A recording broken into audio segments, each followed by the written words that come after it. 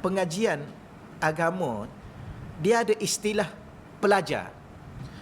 Paling-paling kurang dia ada 3 istilah. Pertamanya tilmizun. Tilmizun. Apa makna tilmizun? Pelajar.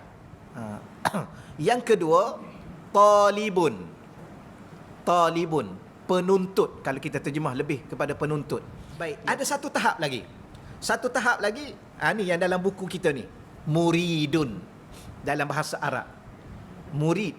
Apa makna murid? Murid ni sebenarnya ialah, kalau bahasa Arab dinamakan man aradallah. Orang yang belajar ilmu bukan sekadar nak ilmu dan amal, tetapi dia nak Allah. Dia nak kenal Allah, dekat dengan Allah. Itu murid. Guru dia ialah murabbi, mursyid. Saya hurai sikit di sini sebelum saya baca kat bawah tu. Mungkin saya pernah sebut di sini, saya ulang lagi sekali. Dalam pengajian agama dia ada istilah pelajar.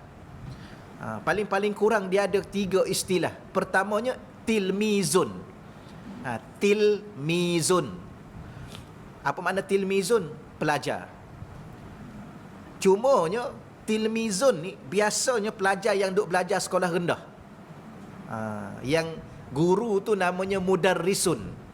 Dia ajar membaca, dia ajar menulis, mengira, dan ajar mengeja dan sebagainya. Yang kedua talibun. Talibun, penuntut, kalau kita terjemah lebih kepada penuntut, yang duk mengaji di sekolah menengah, sekolah universiti. Di universiti ni, ni talibun. Guru dia muallim. Muallim. Apa makna muallim? Seseorang yang boleh memberi ilmu kepada seorang pelajar itu, penuntut itu. Bukan sekadar dia tak mengajar lagi membaca mengira.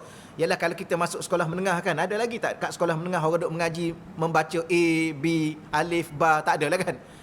Tu kalau masuk sekolah menengah, apatah lagi masuk universiti, ya, pensyarah kata cuba baca. Nak baca apa, Prof? Doktor? Saya mengeja pun tak pandai lagi. Sudah, yang ni tak payah masuk universiti lah. Dia tak boleh. Di situ dia sudah berada pada kedudukan talib. Apa makna talib? Penuntut. Apa makna penuntut? Penuntut ni kita tahulah dia akan tuntut ilmu tu. Kalau tak diberi pun dia akan angkat tangan bertanya. Saya nak tahu. Tapi kita orang Malaysia ni, samalah saya pun masa duduk mengaji kat Mesir dulu. Bila mana pensyarah tu kata ada soalan, kita pun tunduk, buat warak kan. Tapi harap bila mana ada soalan, angkat tangan. Dia nak tanya sebab apa? Itulah penuntut. Buka saja soalan, nak tuntut dah dengan cara bertanya. Tu maknanya tuntut. Sebab tuntut ilmu ni salah satunya dengan cara belajar kitab, satu lagi dengan cara bertanya. Tapi orang kita Malaysia ni, termasuk saya, kita tunduk. Ya, kenapa? Tak tahu nak tanya apa. Ni tak sampai tahap penuntut. Baik, ada satu tahap lagi. Ni yang dalam buku kita ni, muridun dalam bahasa Arab. Murid. Apa makna murid? Murid ni sebenarnya ialah, kalau bahasa Arab dinamakan man aradallah. Orang yang belajar ilmu bukan sekadar nak ilmu dan amal, tetapi dia nak Allah. Dia nak kenal Allah, dekat dengan Allah.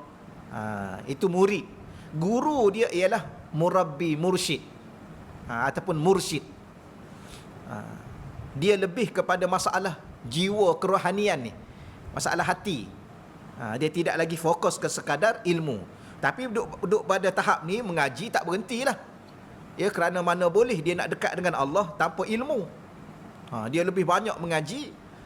Dan dia antara pengajiannya dia fokus kepada persoalan hati. Ya, kerana nak dekat dengan Allah ni nak kena bersih hati. Hati yang bersih, hati yang ikhlas. Kalau hati yang tak ikhlas, tak bersih. Apa makna tak bersih? Ada sesuatu selain Allah. Apa makna ikhlas? Hanya Allah. Solat untuk Allah, bersedekah untuk Allah, baca Quran untuk Allah. Tapi ada orang ni hati dia tak bersih, tak suci, tak tulus, tak murni. Ya, dalam keadaan nak solat untuk Allah tu pun nak tunjuk kat orang juga. Padahal orang tu pun tak boleh bagi apa-apa pun. Kalau kita solat cantik kan, baca merdu, solat perlahan, rukuknya perlahan, kemudian tunjuk kepada Pak Imam. Lepas tu Pak Imam bagi apa? Tak ada apa pun kan. Ke Pak Imam datang bawa duit ke, bawa hadiah ke, bawa kuih ke. Habis apa yang kita nak sebenarnya?